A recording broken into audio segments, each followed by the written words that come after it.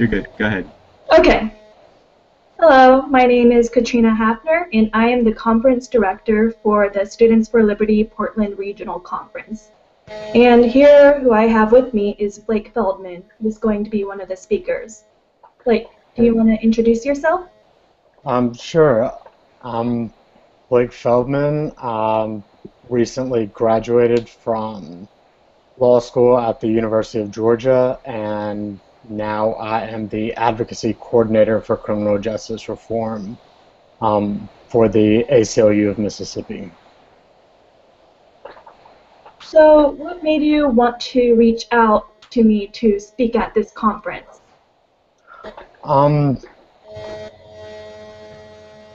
right now, it's a very common topic, criminal justice reform, but once you get into it, you start to notice really common themes in how it's covered in general media or kind of generalized political rhetoric. So you often, if you read an article on criminal justice reform today, it will probably start out mentioning that it's bipartisan, talking about an unlikely alliance between the Koch brothers and the ACLU.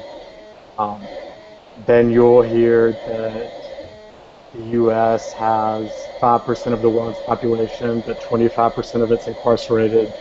And then you'll usually hear something about sentencing reform or ending the war on drugs. But even if we were to decriminalize drugs and have more reasonable sentencing, that wouldn't come close to solving a lot of our problems with the criminal justice system. So I just think that it's important to analyze potential reforms now really critically to make sure that we're not just implementing stopgap measures that have failed in the past. What do you plan to speak about specifically at the conference? So pretty much everything from police-civilian encounters to sentencing, a lot of it's left out. So I think that a lot of topics have fallen by the wayside. We need to reevaluate the need for pretrial detention, so bail reform, things like that, municipal court schemes that are really unfair, and money-making mills. Debtors' prison is a problem, and something that I care more about within the entire system is the need for indigent defense reform, because all across the country people are denied access to a public defender. But then on the back end, and what's really interesting to me, is all the hurdles that face people with criminal records in our country, which is of more concern now just because of the internet and because of keeping records. The government does it more than they ever have before. And that can cause problems with immigration, with housing, with employment, with so many different things. So a lot of these collateral consequences of arrest can really turn someone's life upside down. So it's really, what's so interesting to me about collateral consequences is just how it's so opposite to all of these, what most people think about when they think about the criminal justice system. The innocent until proven guilty, and even what they think about when they think of America and what it stands for. Liberty, justice, due process, and the current system in place really can damage someone for just an arrest more than most people would imagine your life can be damaged with a conviction. Um, so on the one hand, I don't want to ramble about all the different ways that have gone unnoticed, because that could maybe make criminal justice reform seem even more abstract than it already does. But a, a theory or theme that I'm really working on right now um, is just the need for our generation to constantly question reforms that superficially um, everyone wants to applaud and everybody wants to say, oh, that's great, this is progress.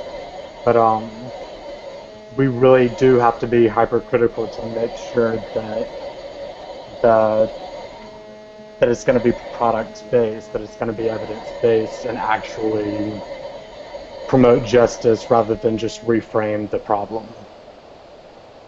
Can you give us some examples of how there are superficial interventions or solutions that are being proposed?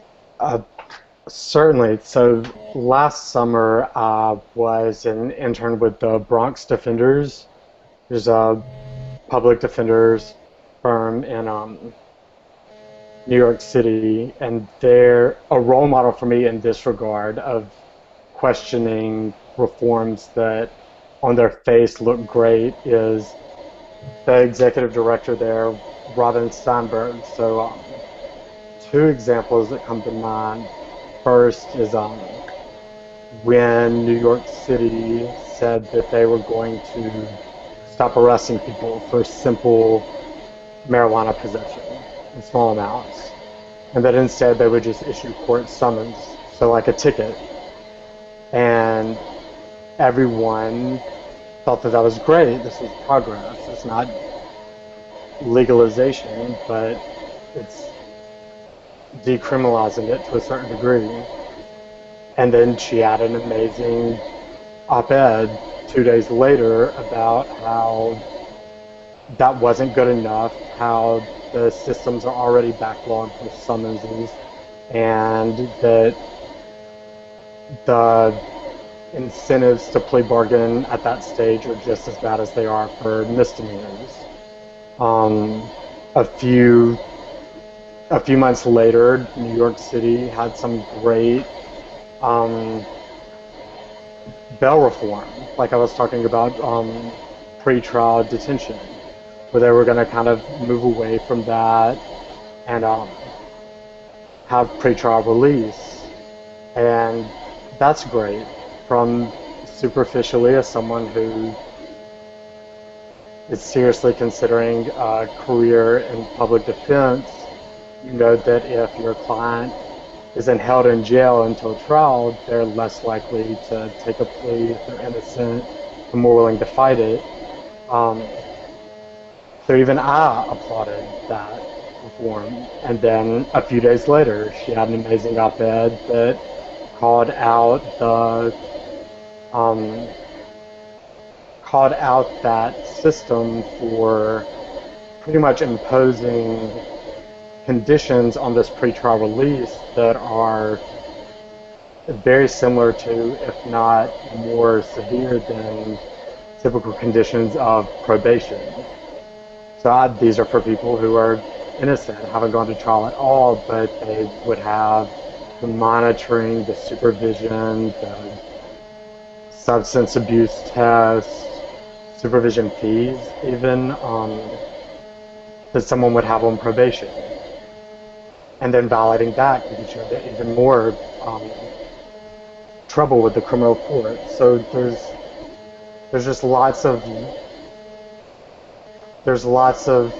reforms that look like a little win, but you really have to kind of question it from, I think its core is, are we still regulating people without reason, regulating their lives, and imposing more hurdles on them to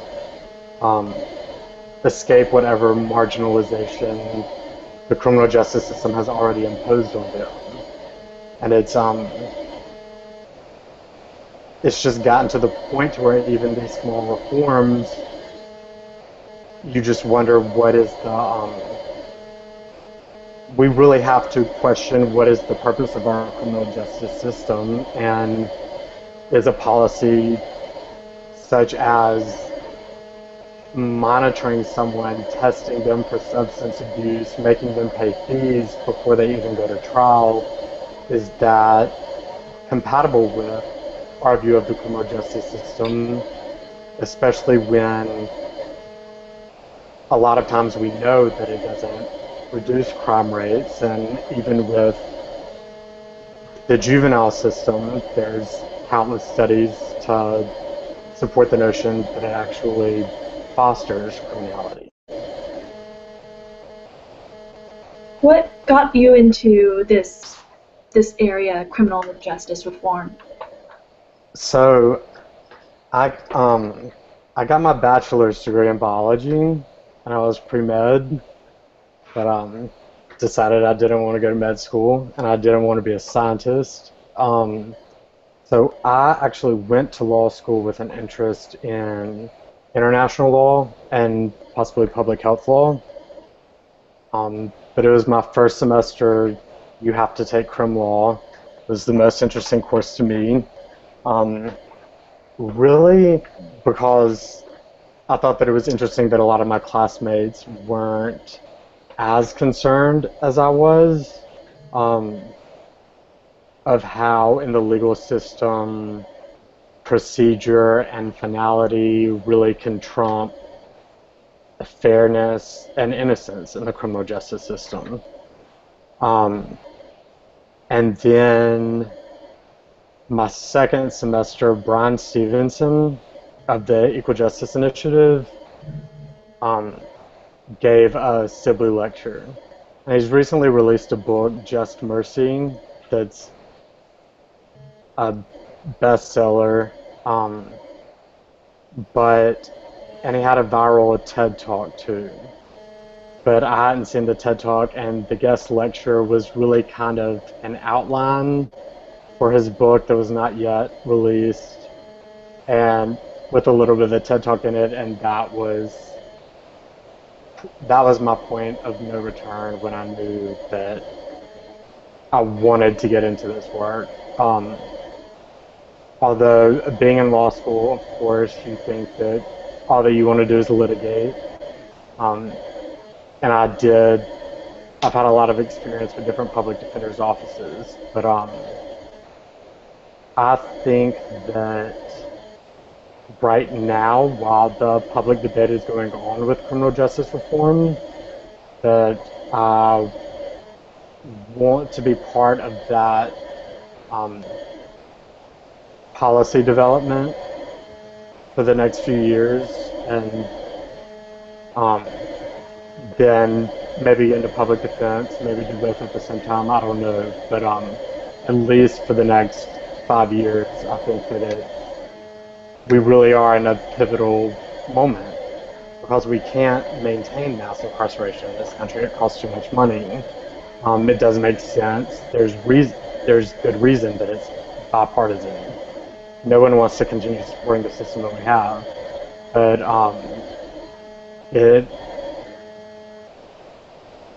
there's no reason to believe that we can just sit back and say, okay, this is going to fix itself, and we're going to come up with a more rational system.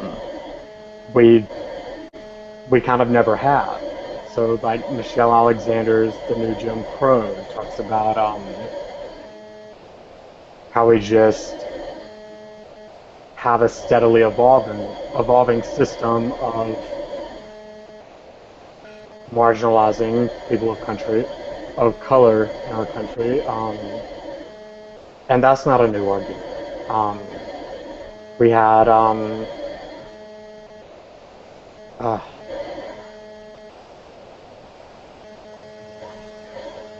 can't think of the book from the early 1900s, but I mean, it's really not a new revolutionary idea, even though it really was to tie it to mass incarceration. But time and time again, we get to a point where we try to make our system more fair, but in a couple of decades we realized that there's lots of problems with it then. And I think that um, it's really easy to just allow the system to become not as bad, as opposed to seizing this opportunity to really make sure that our criminal justice, our incarceration rate isn't dropping by 1%. Like it did this past year. The Bureau of Justice Statistics just released its report, and like once again, our prison population fell from like 1.7 million to 1.6 something, and it's great. Sentencing reform is good, but then we have to make sure that prosecutors aren't overcharging, which they have a tendency to do once we start dropping sentencing reform. We have to make sure that elected judges aren't acting counter to our legislative initiatives to fix the system. There's just too many pieces in play for us to fix sentencing and decriminalize drugs and then think that we've kind of fixed it.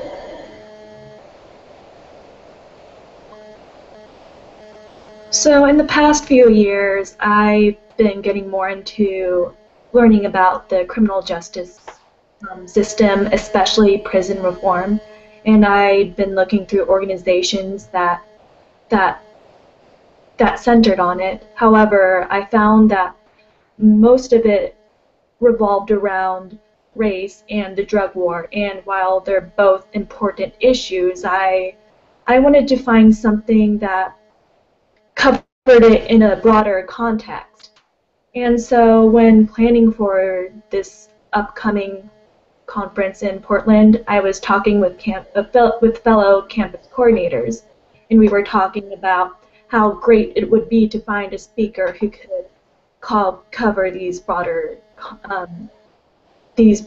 topics around criminal justice reform.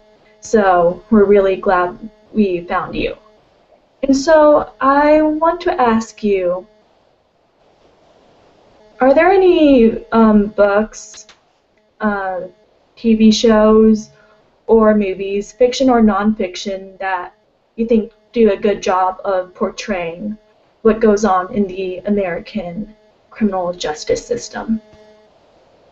As far as TV shows and movies, I'm kind of hypercritical of how it's portrayed in a lot of them. I mean, like, I'm a fan of Orange is the New Black, but I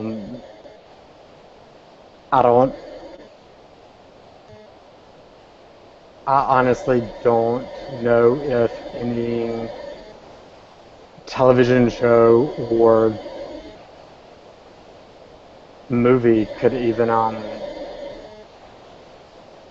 kind of capture the devastation of the system and kind of maintain a broad enough base. So if you're ever watching a TV show or a movie and there's a subplot with someone incarcerated or someone formerly incarcerated, it's not going to paint the full picture, but I still think that it's beneficial. Books, I'm really into indigent defense reform. I think that, I mean, John Adams is my favorite from the colonial days because he represented the British soldiers who shot the first rounds at the Boston Massacre. Because, I mean, he said everyone has a right to be represented. And it really is crucial. Our justice system is really arrogant and lawyers are arrogant, and it's designed to where you're not going to be able to um, maneuver the system without access to counsel. So no matter what rights you have, what good are they if you don't have a lawyer who's going to be able to raise them on your behalf? So books, I would say Indefensible is great. Um, it's Courtroom 3 something. It's about pretty much someone observed courtroom proceedings in some metropolitan area and just documented. Um, this is what I saw today. This person goes in front of the judge for 5 seconds. He met with his public defender for 3 minutes, took a deal for 10 years. And they're more artful and more profound in how they tell the story of the daily injustice in our criminal courts. But those books are my favorite. It's not so much prison reform, but to the extent that you want to separate prison reform from criminal justice reform. But I I do find more of an appeal to the human aspect going into the criminal system than within. I know that's awful. I support prison rights activists, but I think that there's something that makes it easier for every American to understand when you're talking about someone just like you who's about to enter the system, because our criminal law has failed them by not appointing them a public defender, by making it easy to be coerced into a plea bargain, and things like that. I think that it's easier for us to realize that's really messed up when someone doesn't have shackles on them yet.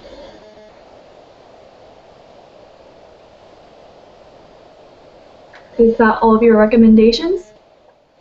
I mean,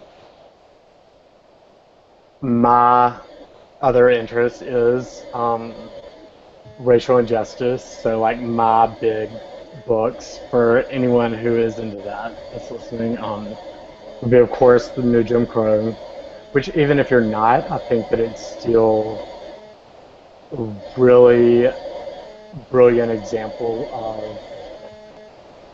of being hypercritical and especially of trends of just injustice taking another form rather than us actually tackling it. And definitely Bryan Stevenson's Just Mercy,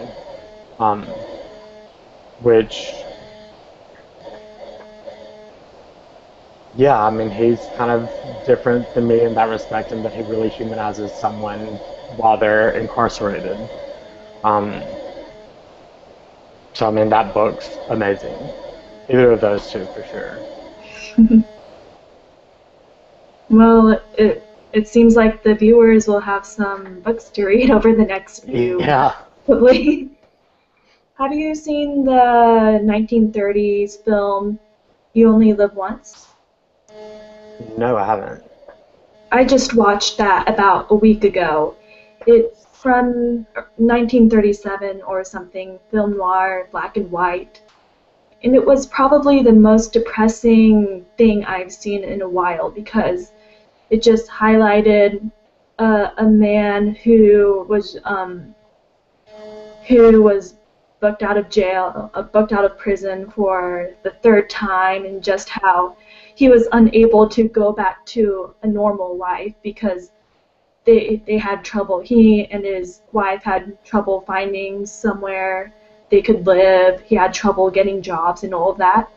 And it just really hit me, because even back then there were so many problems associated with being a criminal and having to go through all of that. Yeah. That entire ordeal of not only going through trial and being put in jail, but living in prison and then having, if you even get out, having to deal with the aftermath of all these charges that are put against you. I definitely recommend that movie to people, especially if you're a fan of older films. So, Yeah, I'll check it out. So Blake, what are some other political issues that interest you? Um, I mean, I definitely tie in collateral consequences. So um, any system that is affected by an arrest. So like I try to anchor my issue that I care most about in criminal justice reforms and criminal defense, but that naturally latches onto employment, housing, um, even family law. I mean, people lose their kids when they're arrested, but completely removing myself from criminal justice. Probably gender identity. I was kind of late in life grasping or coming to terms with what white privilege I do have, but I have a very smart and outspoken younger sister who I grew up with, so I was forced to come to terms with whatever male privilege I do have earlier on in life. So I'm still very interested in a lot of barriers to gender equality. Okay, and to tie this back to the criminal justice system, do you have any thoughts about gender and the topic? I do. I think that it's very interesting, especially as lawyers who um, are litigators or criminal defense. Like your job is to tell a story. So we sometimes get caught up in narratives, and a very popular narrative is the criminal justice system is um, wronging young men of color, and you eventually start to wonder, have we completely left behind women? Um, so the incarceration rate has gone up for men, but in the past few years, it's skyrocketed for women. Um, and are enough people looking into causes for that? Um, Also, are we just becoming experts at humanizing a young man in front of a jury or a judge because of we're experts because we've gotten good at it, to where we fail a client who's a woman who's accused of something, a crime, and then also just the real life consequences of taking fathers from homes. Like the criminal justice system it doesn't just destroy people, it destroys family. And a lot of the burdens have fallen on women. So I think that black feminists are amazing and have incredible voices. So I'm always interested to hear those takes on what the criminal justice system has done to women, particularly women of color. And then also, like with Sandra Bland, that was just a case of direct injustice inflicted by law enforcement officers in the criminal justice system on a black woman. And I think that was just a great reminder for us that it's not just young men who are brutalized by the system.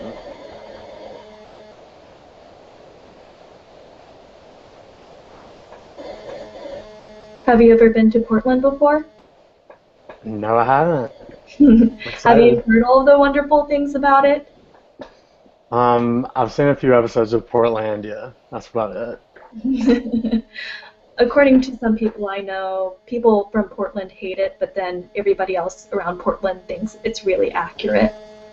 I've never actually seen this show though, but I've heard yeah, there are actually quite a lot of people who are worried that we're coming to Portland because they think the libertarian message won't go with the culture. hmm But I'm hoping with the different speakers we have, like you, that um, residents of Portland will be more open to the idea of this event. Even then, in every city around the U.S., there will be people who antagonize the organization and what we do. Yeah. So you mentioned earlier, like how shows like Orange is the New Black and other things don't fully capture the horrors of what happens in those cases. Do you think it, it's at least inspired people to want to make change? Absolutely. I still think that it's great whenever a show, well, I mean, Orange is the New Black for taking it head on, but when any show throws in a subplot of a loved one of one of the main characters, if not one of the main characters, doing some time or being some way um, negatively affected by the criminal justice system, I think it's great. I don't expect TVs and movies um, to really address the issue head on and to have a really smart problem solving take on it. I think that, yeah, their job as social commentary is really just to make us think about these issues and then we're supposed to figure it out. So I completely support um, anywhere that it's showing up more in entertainment. Um, but I mean, I haven't seen a TV show or a movie misrepresent it to a degree that I would hesitate to say what I just did. Um, but I guess that would be possible. But everything that I've seen, I'm just excited for it to be more in the spotlight. Yeah. So, is it my imagination, or do you agree that these issues are more popular today than in the past few years? It's not your imagination at all. It definitely is, I think, I mean, it's hard to say exactly what reasons. Just the use of the phrase mass incarceration has really skyrocketed in the past 10 years. Um, I would say that it really has gotten to a point to where policy analysis is just too um, undeniable that the system isn't working. So a lot of the tough on crime policies beginning in the 70s, but really going into the 80s and 90s, we were getting to a point not only where it just costs too much money to keep millions of people in cages, but that would incentivize looking at the data, but also just the data was ripe for policy analysts to look at and say, um, these tough on crime policies didn't work, um,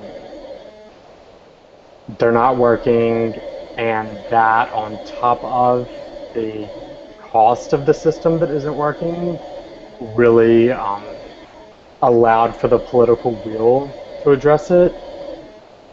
Um, and then just on top of that, I think that um, part of it just comes with it being the information age. So like you kind of can't get away with maintaining such an unjust system when, as far as like police reform goes, when everyone pulls out their iPhone and videos you when something bad goes on. If a cop brutalizes someone or something like that. I think that there's lots of different reasons why it's kind of hyped up in the past few years, but mostly just it's gotten to the point to where if you look at the numbers, you can't deny that the policies didn't work, and they're not working, and in some cases they're counterproductive. Counterproductive how?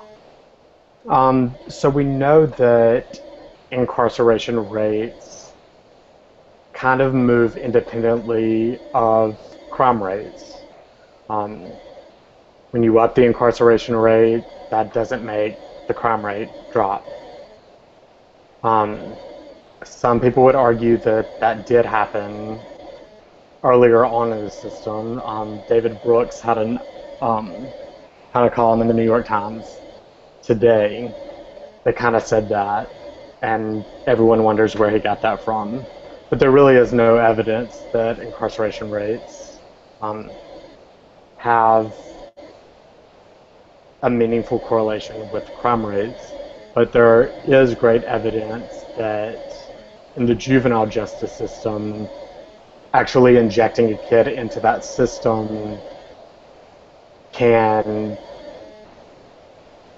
increase the likelihood of criminal behavior. I mean,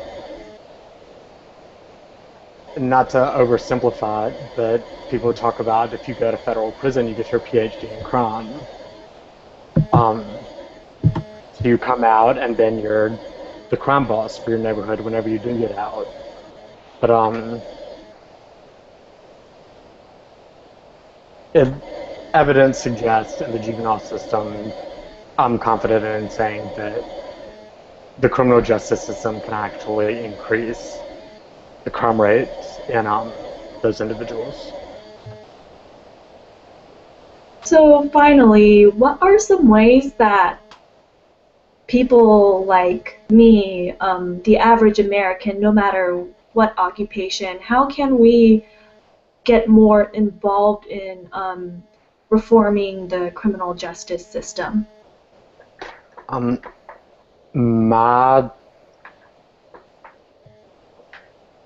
I would really,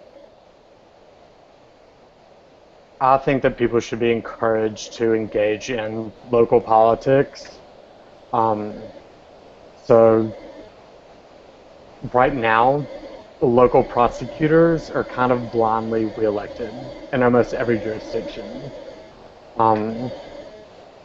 But hold your prosecutors accountable. If you think that a certain issue is being targeted too much in your community, like a nonviolent crime that no one cares about, and the prosecutors sending people is asking for the maximum every time, I would say organize with other members of your community and either vote against that prosecutor the next time or tell him that you will if you don't think that he starts to engage in more reasonable charging of certain crimes. I also think that civilian oversight of police is a big deal that people should engage in. I know that some states don't allow for civilians to actually sanction a member of the police force, but lots of states do. So you would encourage you would campaign for a local ordinance that 20 civilians serve on this board, and whenever a cop does something messed up, like this community decides what happens, not his supervisor or not some prosecutor behind closed doors where he gets 30 days suspension with pay. Um, I think there's lots of ways that really, from the local level, you can do way more powerful and revolutionary reforms at the local level than you can at the state, and then you definitely can at the national level. And honestly, it's not a lot of our incarcerated people in the US are in federal prison. Most of them are in state prison. And then if you'll go into those states, you can find a handful of counties or municipalities that are shoving all the people into the system. It really, I think that there's most room for revolutionary reform at the local level, and that's kind of where you look to figure out what policies are working. I mean, before any state banned the box for employment applications, where you have to mark if you have a felony, before any state even considered passing a statewide law that they wouldn't require that for public employment, cities were doing it. And it was revolutionary. So I think that anyone who's interested in this, that isn't a journalist, isn't a lawyer, isn't a public policy analyst, find something that just doesn't seem right with how the criminal justice system is functioning in your community and affect change at the local level. Well, thank you for telling us about this. And viewers, again, my name is Katrina Hafner. I'm a blogger and playwright. I study at Western Washington University in Bellingham, Washington, and am double majoring in anthropology and theater. You can check out my work at katrinahafner.com. You can also find me on Facebook, Twitter, Tumblr, Instagram, LibertyMe. And Blake, do you have anything you want to add? Just thanks for having me. If you do find this interesting, I'm trying to be more active on my Twitter, at bfeldman89. And if you're interested in body cams and body cam legislation, which I think that a lot of people who identify as libertarian are, because of the really fine line with policy of keeping the government accountable and transparent while also not wanting some mass surveillance system. I had an op-ed published this afternoon in the Clarion Ledger that I think that you would enjoy. But thanks for having me, and I'm really looking forward to the conference. Thank you, Blake. And for those of you who want to watch more shows on Liberty Me, there is Unbiased America, which is airing tomorrow, September 30th, Wednesday, at 8 p.m. EDT. And then The Future of Freedom on Thursday, October 1st, at 8 p.m. CDT. Scott Horton will be interviewing Jacob Hornberger of the Future of Freedom Foundation. And remember that the SFL Portland Regional Conference will be on Saturday, November 14th. Thank you for tuning in.